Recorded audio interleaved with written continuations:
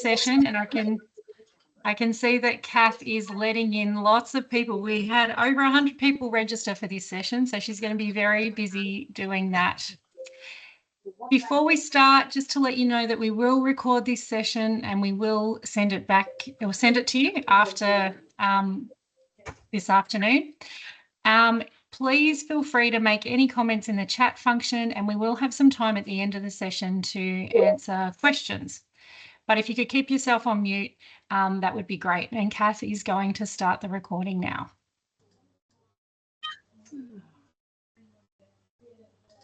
Yeah, recording, Kate. Awesome. So yeah, welcome. Today's session is called Put a Pause on the Panic. I love it.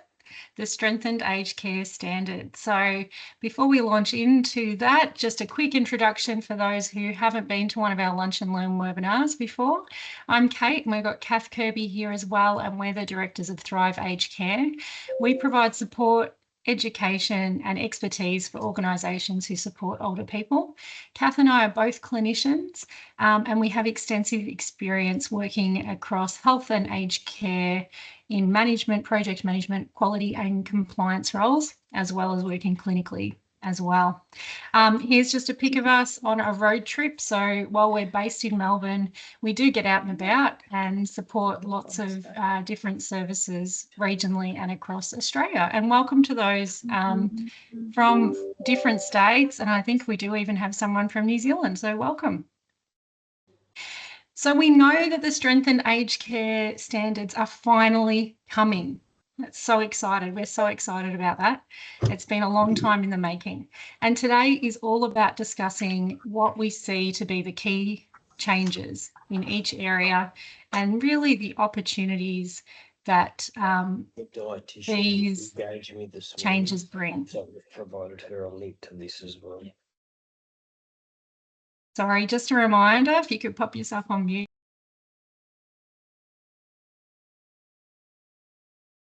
Sorry, Kate, I accidentally muted you then.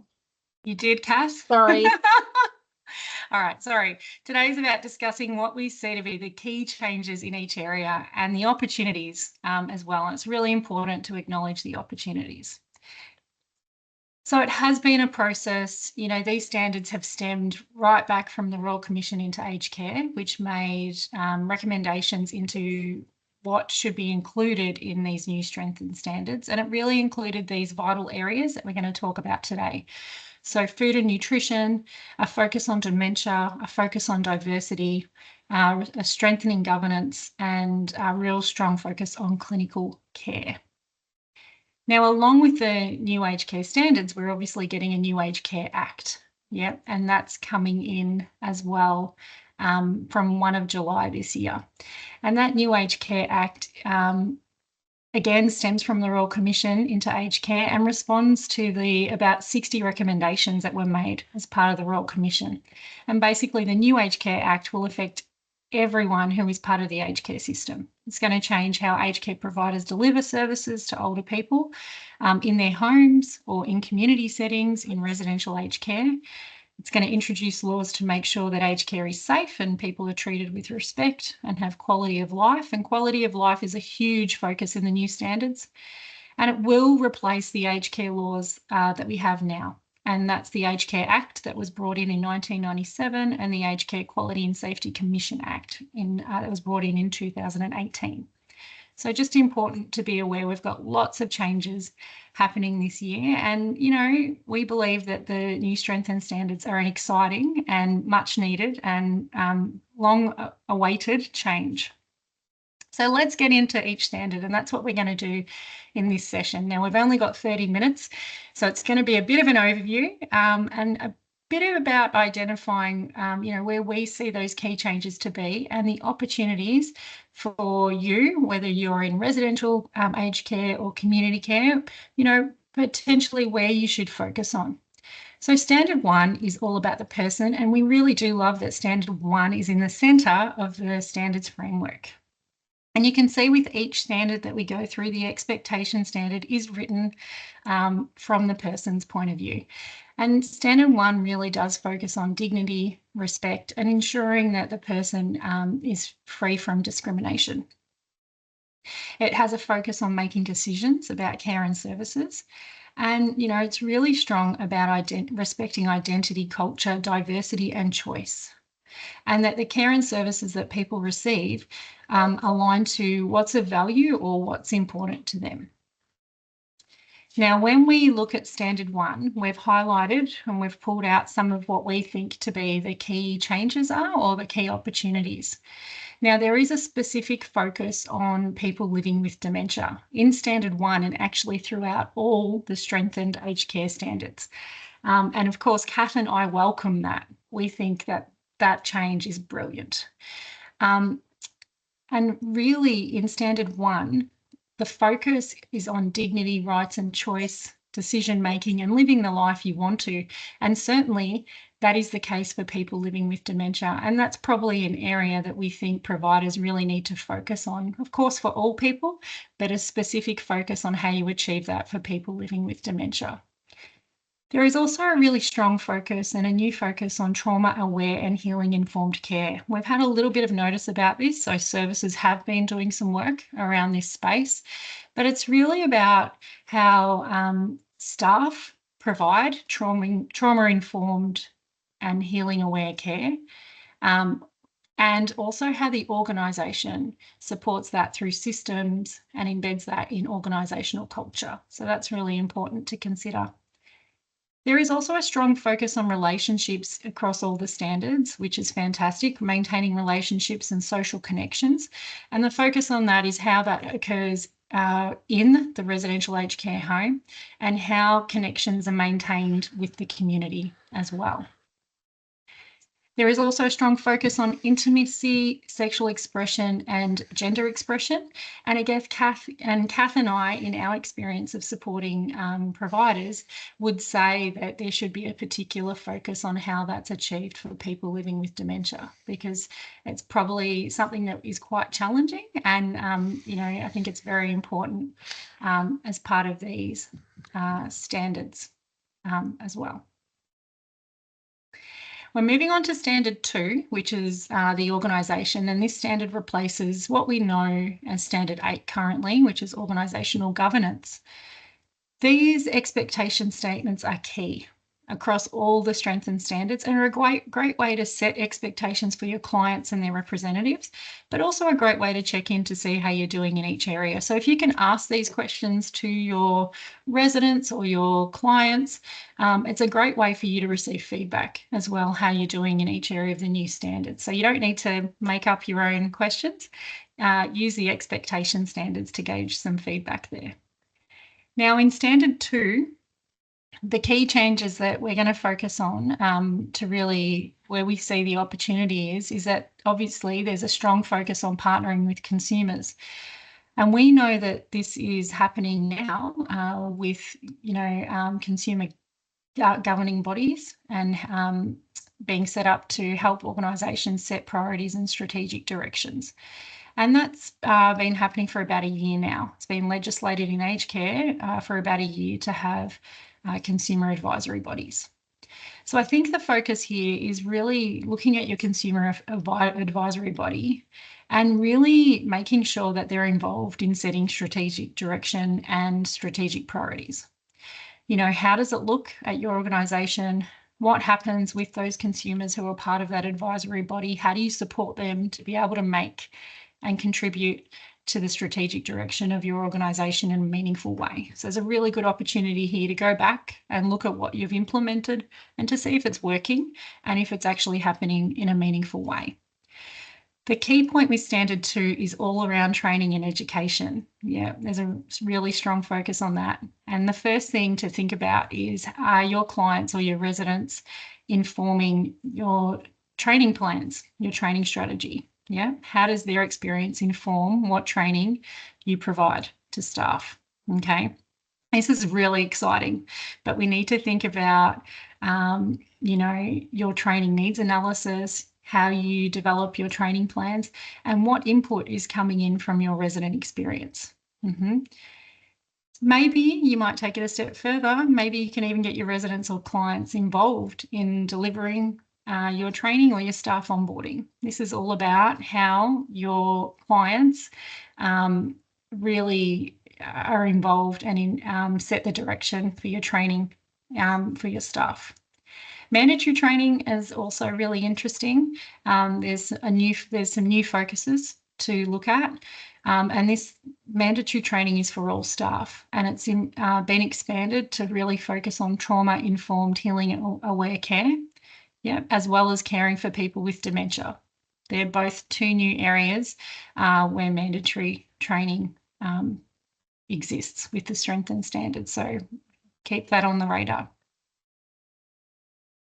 When we move on to standard 3, care and services, this really gets me excited as an OT, and I know we've got quite a lot of allied health professionals here as well. There is a really strong focus here on reablement and independence. So the aged care home, residential aged care, or if you're providing care in someone's home, isn't just a place where people wait around to die, okay? But rather it should be a place where, given the right care, support, services and the right environment, that people can maintain function or even maximise their independence, okay? And that's the focus of, that's one of the key focuses with the new strengthened standards. It's how do we maintain function? How do we maximise independence? How do we re-able and empower our clients? So some of the key focuses, the key areas in standard 3, again, there is a focus on trauma-informed healing aware care. So again, that's the 3rd time we've mentioned that.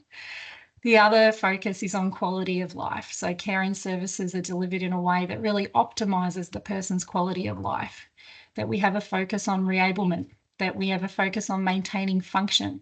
And this is going to really need us to rethink our approach. How do we do more with our clients rather than do for? So this might be in ADL support. It might be in meal times. It might be in social engagement opportunities. It's not just in terms of clinical care, it's care and services. So we really need to think about that across our organisation. How do we involve our clients? How do we maintain their function? How do we provide that reablement approach? So it's important to get all your teams involved, get it to think about that. Your leisure and rec teams, your care teams, your support service teams, your kitchen teams, to think differently. The other key thing to think about is how you can use your environment a little bit differently to set people up to maintain function as well. And as an OT, I'm passionate about that. We take people from their home into a new environment, and in some ways that disables the person. They do less than they did at home, and we do more for them. So it's, again, this standard is really getting us to rethink how we do things. Now, again, there is a very specific focus on people living with dementia, and you'll notice here that there's a focus on having a system for caring for people with dementia that supports timely recognition of dementia. So this is your link to cognitive screens or assessments. Are you doing them on entry? How often are you screening for cognition to notice changes, for instance? There's also a focus on identification and review of strengths and skills. So we're moving away from a deficit-focused approach to really a strengths-based approach to aged care. How do we identify the skills that someone has that remains, and how do we work with them to maximise those skills and abilities, changing the way that we partner with them in care, or changing the way that we deliver services. There are supports to understand how older people communicate, especially including people living with dementia. So that's really important. And that we communicate effectively with different people using verbal and non-verbal skills. And again, we love this because we know that communication, only a smaller part is verbal, most of it is non-verbal, and for people living with dementia, they can actually lose those language skills. So really having a focus on training your teams around communication for older people, communication for people living with dementia, and how to improve those skills verbally and non-verbally is really important. And we know that there's a link quite often to change behaviours, and OVA with carer approach. So, hopefully that these changes can actually have some really tangible outcomes in your services as well. Over to standard 4, and standard 4 is the environment. And as an OT, I love that the environment has a separate focus in the standards. Yeah. This image here of the National Aged Care Design Principles and Guidelines that came out in June 2024, you should be familiar with them. They're a great resource for new and existing builds, and they have a focus on creating an environment that really enables people to participate to their full potential in daily activities. Okay, so at this stage, they're only a guideline to really help you improve the environment at your service to really maximise function. Although I think that the Commonwealth is developing an assessment tool to go with these as well. So who knows, in the future, there might be a stronger focus on the environment and a specific focus, on what organisations are doing about this. So I think it's something to be aware of and just to have your finger on the pulse a little bit here with Standard 4. Really, the key changes in this area is really to focus on an environment that really promotes movement, engagement, and inclusion through design.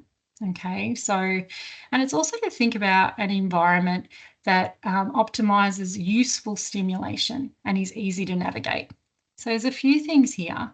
The useful stimulation is interesting because we know, Kath and I, when we support organisations, especially focusing on change behaviours, that an environment that overstimulates, that's too noisy or too bright, can actually contribute to change behaviours. So I think there's a direct link here with Standard 4 with the overall focus that these strengthened standards have, which is, a really strong focus on people with dementia, a really strong focus on people living with cognitive impairment, and really how to improve, use the environment, improve our skills that we have as carers and clinicians to really help set the person up for success and minimise those change behaviours. So really good things to think about here with the environment.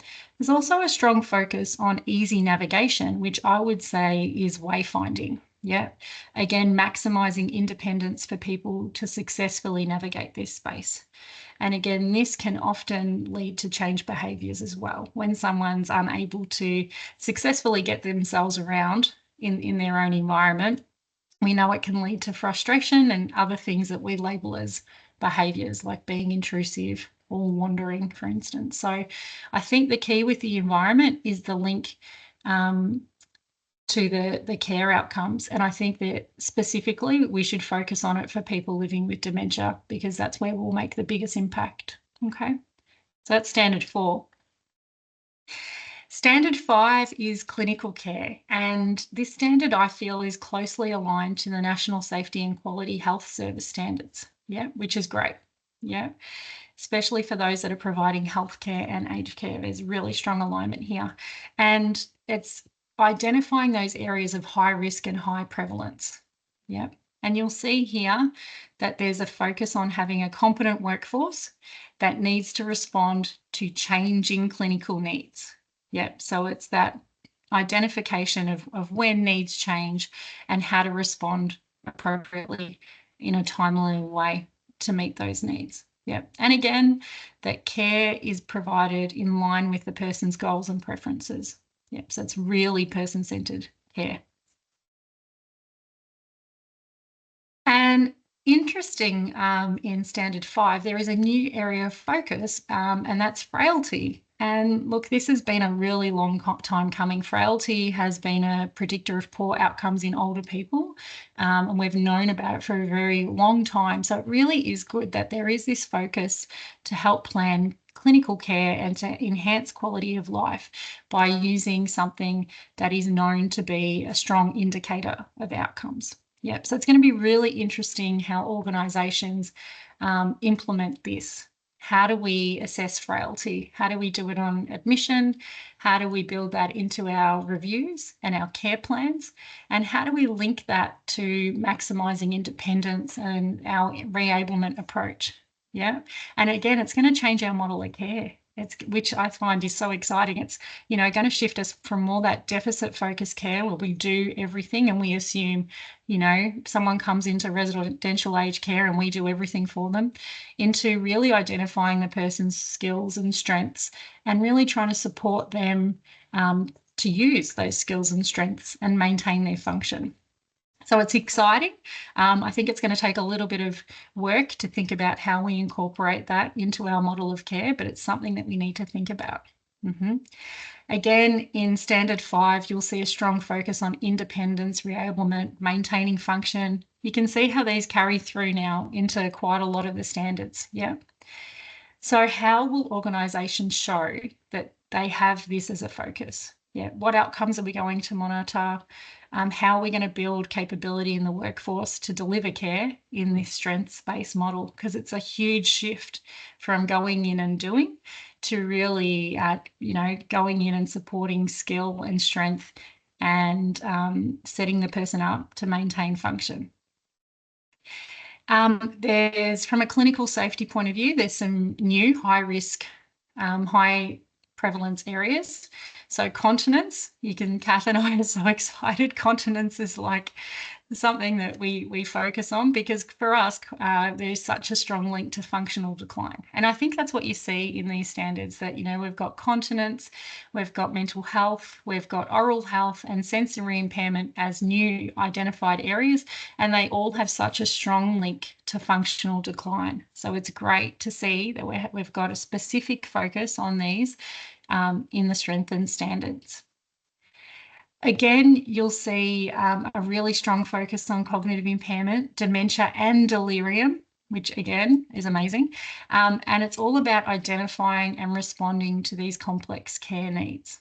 And again, there is a strong focus on changes in behaviour, how to identify and minimise the situations, which I think is really interesting. So how do we identify what situations might contribute to those change behaviours? So how do we do that generally, and how do we do that very specifically with the residents or clients that we work with? Yep. So I think there's a two-way focus there, an organisational focus of, looking at carer support, carer approach, the environment, the other things that we do generally to minimise situations that will lead to change behaviours, and then the very specific approach with each resident that we know who is at risk of change behaviours. So very exciting, Standard 5, lots to think about there. Standard 6 is very exciting, but something that I think we've all been maybe doing a little bit of work on already, hopefully, because, we've known about this for a little while. So we've got a whole new standard on food and nutrition. Yep. Now, these are, again, some of the things that we think that you need to be on top of. Yep. So partnering with older people, really important, developing menus, their contribution to the mealtime experience. The assessment not just focuses on their needs, but also their preferences. Look at all the things to think about with preference, what they like to eat, when they like to eat, what makes a positive dining experience for them. Yep, so lots of choice. Also having access to snacks 24 hours, so they can eat whenever they want to eat. And really using the dining experience to support reablement, social engagement and belonging. There is lots of opportunity in the dining experience to do this. So, engaging people in meaningful roles, engaging them in meaningful daily activities that they might have done at home. So let's think about how we can do that a little bit better. And the last standard that I'm going to race through is exciting as well, and it's the residential community. And I love the fact that this is really the standard for leisure and rec, rather than being a component within a standard somewhere. it's showing how important leisure and rec is to quality of life. So really having a whole standard about maintaining social connections. And like I said earlier, it's about how do we build, have the opportunity to build new connections in our new community, being the residential aged care home, or how do we maintain those social connections and those things that are really important to us in our local community, outside of the residential aged care home. So again, a focus on quality of life, minimising boredom and loneliness. And I think that this is going to be interesting to see how this is evaluated. How are you going to measure that you're minimising boredom and loneliness? Yeah, I haven't got the answers, but I'd like to see what organisations think about in that area. Maintaining connections and letting people participate in activities outside of the home. Contributing to their community, might be in the home, in meaningful activities that engage them in normal life. Yep. So it's moving from thinking about activities or activity programming rather to engagement opportunities. Yeah. And that the provider has processes in place to identify, monitor and record older people's function in relation to these ADLs. So, I think in residential aged care, certainly the focus is on personal ADLs mainly. How much can the person do in the morning, to get ready, to get showered and dressed. And now this is just taking it a step further. It's considering the person's whole life and whole function and, their ability and maintaining independence in a range of different daily activities, which is exciting. So we did a little word cloud, and these are the words that came out with the changes that we've identified in the new strengthened standards. And I think they're really positive words. And again, it's all about that reablement, maintaining social connections, maintaining independence and choice. So it's exciting. Now, don't panic, just pause. That's our advice for you. It's exciting change.